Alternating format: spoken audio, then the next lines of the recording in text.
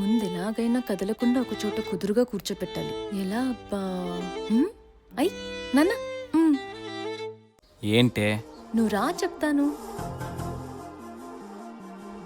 కూర్చో. ఏంటి కూర్చునేది? నేమైనా చిన్నపిల్లన్నా? కూర్చో నాన్న. నాన్న, నీకొకటి అడుగుతాను, నిజం చెప్పాలి. నాకు తెలిసే ఇలాంటి ఏదో ఫిట్టింగ్ పెడతావని నాకు అప్పుడే డౌట్ వచ్చింది.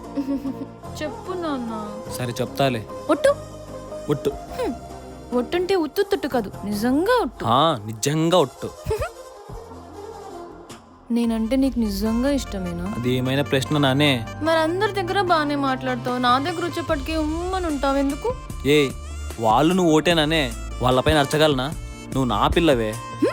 నిజంగా నీ పిల్లనేనా? ఏం చేస్తున్నావే?